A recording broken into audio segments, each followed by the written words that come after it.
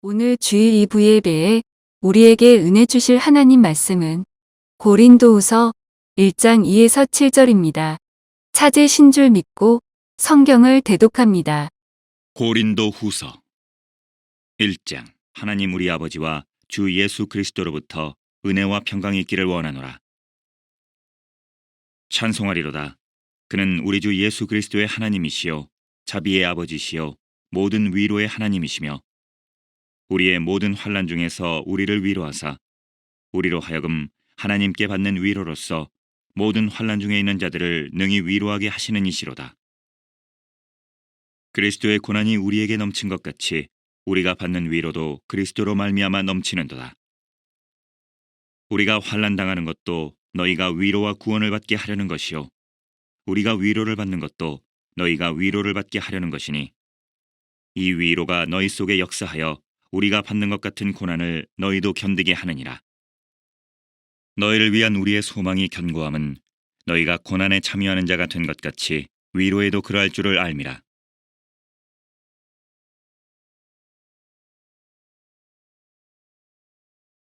고린도서 1장 2절부터 7절까지 말씀을 가지고 고난과 위로라는 말씀으로 그 말씀을 전하고자 합니다.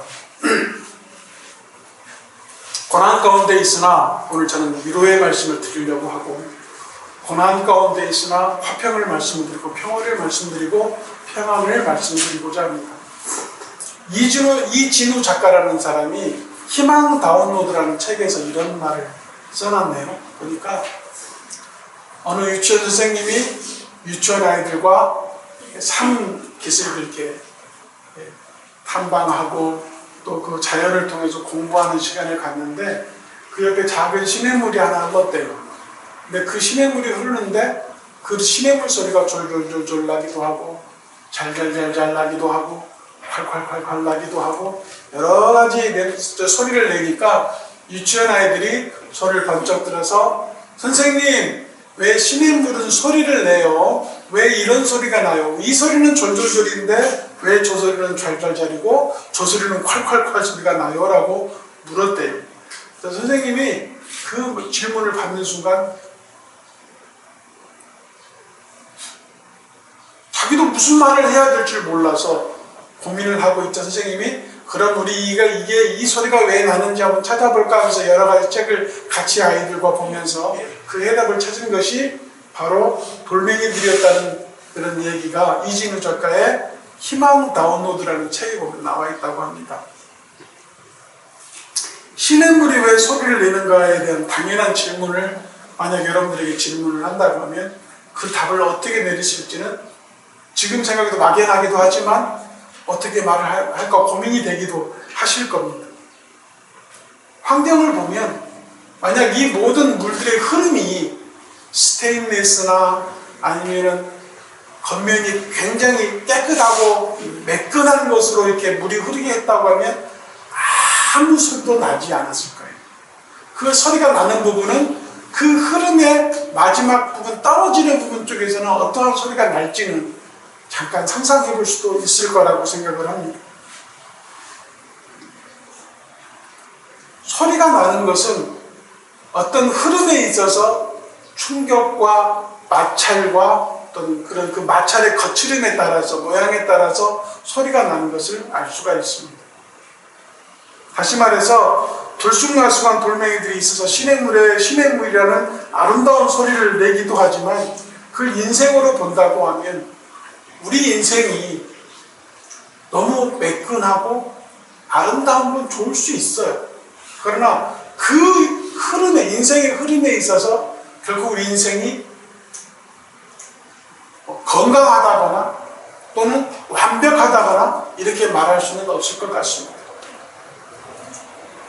그 작은 부딪힘과 마찰을 통해서 시냇물이 흘러서 흐르는 그 과정의 모든 그 골을 만들어내고 구비를 만들어내고 또한 그런 상황을 만들어냈을 때에 그 끝이 어떤 것은 큰 폭포가 돼서 떨어지는 장관의 모습을 보이기도 하고 어떤 것들은 졸졸졸 흐르다가 사라져버리는 물이 되기도 하지만 우리의 인생은 항상 건강하고 아름답고 매끈할 수가 없는 것이 인생이 하나님의 말씀대로 사라지는 인생이 아니다 보니까 여전히 하나님의 말보다 내 주장이 앞서고 내 생각이 앞서고 내 방법이 앞서다 보니까 그 소리를 낼 수밖에 없는, 그 소리가 결국 하나님께 대한 호소요, 하나님께 대한 부르짖음이요, 하나님께 대한 기도가 되는 것입니다. 그 기도가 많아질수록 우리의 믿음의 신앙은 아름다운 소리를 낼 수밖에 없는 거예요. 오늘 본문에서도 말씀하셨지만 그리스도의 권한이 우리에게 넘친다고 했어요. 이 말씀을 여러분 어떻게 해석하실 수 있을 것 같습니까? 예수님께서 하나님의 아들로서 이 땅에 내려오셔서 우리를 향하여 죽으실 때에 그 죽음의 방법이 너무나 적나라하고 너무나 완벽하고 너무나 완전하게 돌아가셨어요. 물과 피를 다 쏟았다고 말씀하셨고 스스로가 하나님께 고할 때 내가 다 이루었다라고 말씀하실 정도로 완벽하게 그 고통을 견뎌내셨습니다. 왜냐하면 이 고난과 고통을 당해야만 내 사랑하는 아들, 딸이 더 큰 평안과 위로와 화평을 누릴 수 있기 때문이었습니다.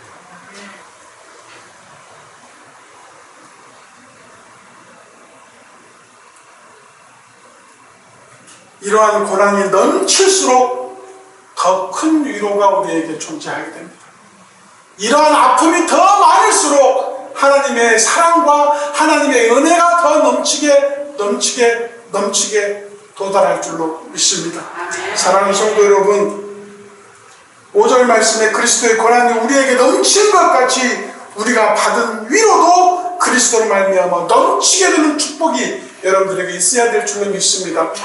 지금 상황은 힘들어요. 저도 굉장히 자꾸 오른쪽을 못 보겠는 거예요. 저는 지금 아버지가 계셔야 될 것 같고 같이 예배를 드려야 될 것 같고 이런 상황인데 많이 힘들지만 이 상황이 나중에 원로 목사님께서 일어나셔서 우리들에게 더 큰 기쁨과 위로와 은혜와 사랑을 줄 줄로 믿습니다. 아멘. 또한 이 모든 상황이 자꾸 여러 가지 소리를 내는 것, 우리 권사님의 기도, 최집사님, 강집사님의 기도, 우리 원로 목사님을 알고 계시는 모든 목회자님들의 기도, 제가 광주지방에도 이 상황을 알렸고 광주지방에서도 모든 목사님들이 합심해서 기도하고 계십니다.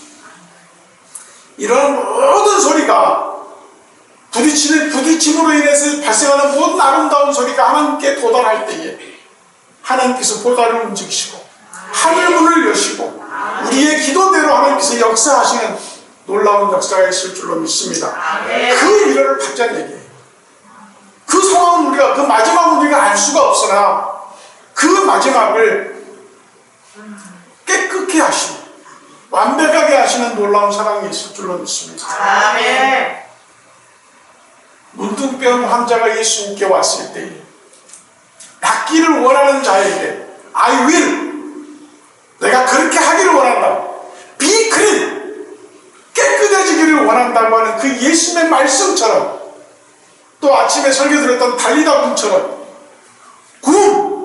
일어나는 역사는 야이로의 간절한 기도가 끝까지 예수 그리스도를 믿는 의지와 그 강한 믿음을 통하여 역사가 일어나는 것처럼 우리 모든 자매들이 함께 아버지를 위해서 기도하는 기도가 하나님께서 들으시고 우리 성도들이 기도하는 모든 기도를 들으시고 광주지방의 모든 목사님들이 원로 목사님을 위해서 기도하는 모든 기도를 하나님께서 들으실 줄로 믿습니다.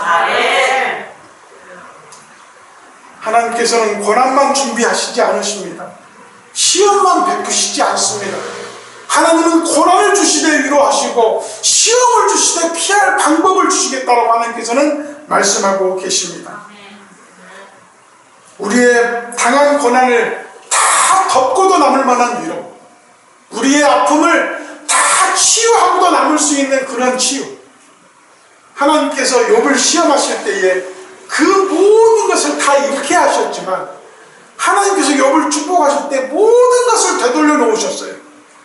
인생의 모든 것을 되돌려 놓으시고 자녀의 모든 열매를 다 회복시키시고 재산을 배로 불려주시고 아시아에서 가장 유명한 부자로 만들어주신 걸 성경을 통해서 우리가 알잖아요. 그 고난 가운데 있던 욥이 하나님만을 찬양하고 하나님만을 위해서 기도했던 그 신앙이 우리에게 있어야 될 줄로 믿습니다. 아멘.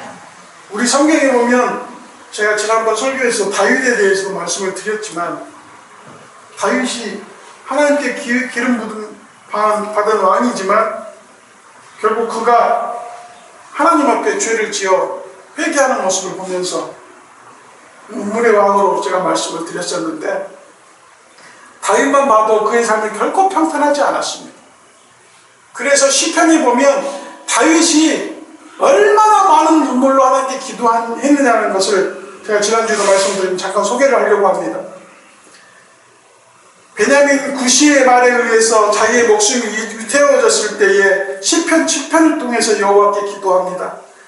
다윗이 아비멜렉 앞에서 미친 채 하다가 쫓겨나는 데에서 시편 34편에서 기도하고 에돔인 도에게 사울에게 이르러서 다윗이 아히멜렉 집에 왔다는 말을 통해서 시편 52편을 기도하고 사울을 쫓던 10사람이 다윗을 우리 속에 숨기고 또한 굴 속에 있는 상태에서 죽이려고 할 때에 시편 57편에서 간절히 기도하는 내용이 보입니다. 또한 시편 59편은 사울이 사람을 보내서 다윗을 죽이려고 할 때 그 집을 에워싸고 있을 때 하나님께 기도합니다. 유다 광야에 있을 때에 시편 63편을 통해서 기도합니다. 이게 무슨 말이냐면은 우리의 환경이 자꾸 위축되고 외로워지고 어려워지고 힘들어지는 상황은 어떤 상황이냐면 내가 시험당할 때, 죄 가운데 빠져있을 때라는 것이 분명한 거예요. 이 상황이 또는 사탄이 넘어뜨리려고 하는 그 모든 악수에서 드러나는 상황이에요. 이런 상황에 우리가 맨 먼저 얻어야 될 것은 믿음의 방패인 것입니다. 믿음의 방패에 대해서 제가 지난번에 설명할 때 모든 하나님의 전신갑주는 착용하는 해부의 역할을 하고 있지만 믿음의 방패는 테이크, 내가 쥐어서 움직이는 관계에 있다라고 말씀을 드렸고 또한 믿음의 방패는 오로지 방어하는 데 사용하는 거라고 말씀을 드렸습니다. 방어라는 것은 그 방어가 되기 위해서는 우리가 항상 준비되어야 되고 준비되어지는 과정 속에 믿음의 역할을 보게 되면 기도밖에 없는 것을 알 수가 있습니다. 어쩌면 이 상황이 하나님께서 우리에게 기도하게 하시고 모든 성도가 한 목소리로 원로 목사님을 위해서 기도하게 하는 그런 상황일 수도 있습니다. 이 상황을 통해서 기도가 하나님께 상달되었을 때에 하나님의 놀라운 은혜와 축복으로 우리에게 돌아올 것이고 우리에게 놀라운 하나님의 감사의 말씀을 드리는 찬양의 시간이 되게 할 줄로 믿습니다. 사랑하는 성도 여러분, 바울도 그랬습니다. 그는 예수 그리스도를 위해서 얼마나 많은 고난과 시험을 당했는지 우리 성경을 통해서 알 수 있습니다. 그는 회심할 무렵에 이미 말씀하신 것처럼 그는 정말로 많은 고난을 받았다라고 했고 내 이름을 위하여 얼마나 많은 고난을 받아야 할 것을 내가 그에게 보이리라 하는 사도행전 9장 16절 말씀처럼 정말 하나님의 말씀을 전하는 모든 과정 속에서 바울은 엄청난 고난을 당한 것을 알 수가 있는데 그 말씀을 고린도후서 11장 23절부터 기록하고 있습니다. 한번 말씀을 읽어드리겠습니다.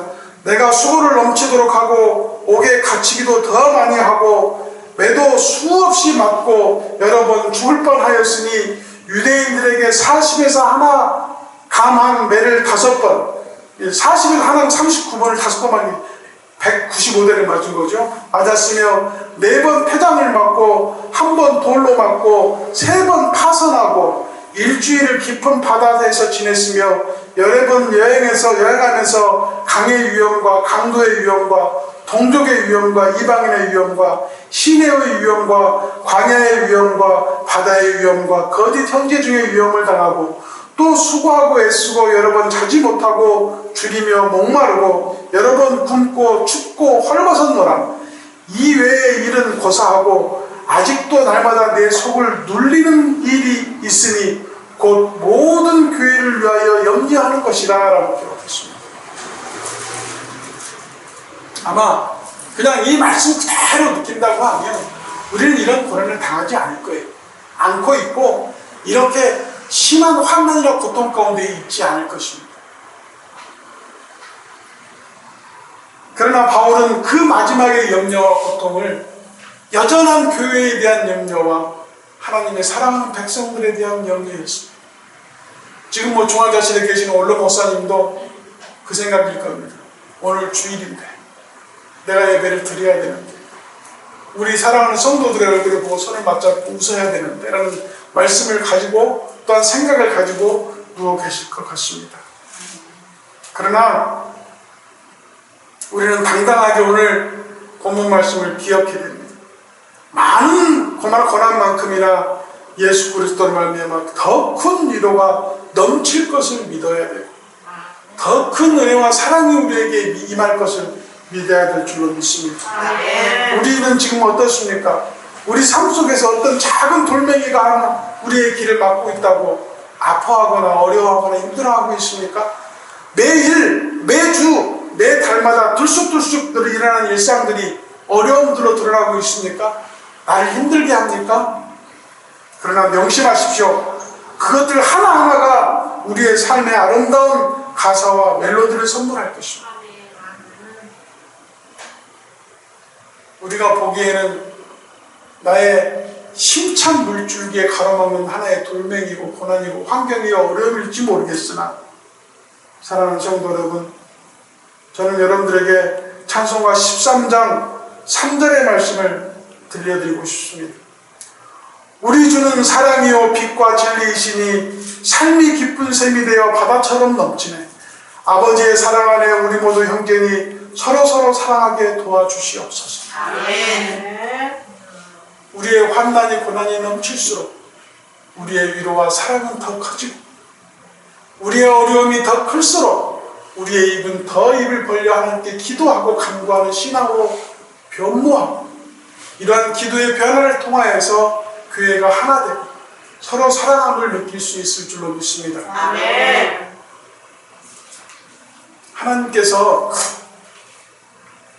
우리 원로 목사님을 사랑합니다. 정말 사랑하시고 저는 우리 형제들에게 이런 얘기를 했는데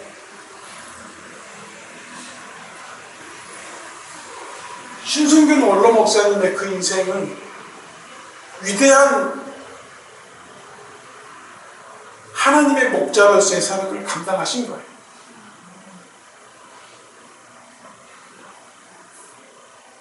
하나님의 사람으로서 이 땅에서 하나의 교회를 세우기도 힘드신 거예요. 지금까지 북광주 침례교회에 임하기까지 하나님의 교회를 여러 개를 세우시고 많은 성도들에게 선한 영향력을 통하여서 하나님 말씀으로 양육하시고 많은 사람들을 쉴만한 물가와 푸른 초장으로 인도하신 위대한 목자님이셨습니다. 그 목사님을 하나님께서 저렇게 누이신 것은 저는 사실 응급실에 있습니다. 이런 생각을 했어요. 만약 원로 목사님이 코로나에 걸려가지고 폐에 문제가 있었다면 어땠을까라는 생각을 해봤어요. 근데 코로나에 걸리셔서 빨리 완쾌하셨잖아요. 사실 코로나가 가장 치명적이었던 것이 폐를 공격하는 거였거든. 근데 그 폐를 깨끗하게 하셨고 또 목사님이 이제 허리가 안 좋다 보니까 걷지를 못해서 수술을 이제 하셨지만 그 와중에도 목사님의 팔다리 움직이는 게요 일반 성인보다 더 잘 움직이시더라고요. 수술이 잘 되신 것 같아요. 그리고 물론 목사님께서 이렇게 힘을 놓으셨기 때문에 그렇지만 아직도 힘이 제가 볼 때는 천하장사세요. 지금도 병상에 누워 계신데도 굉장히 강건하시고 건강하신 것을 제가 느꼈습니다. 사람적으로 인간적으로 생각해도 목사님은 건강하게 일어나실 것으로 저는 확신하고 있습니다. 아멘. 또 그렇게 믿고 있습니다. 아멘. 또 만약에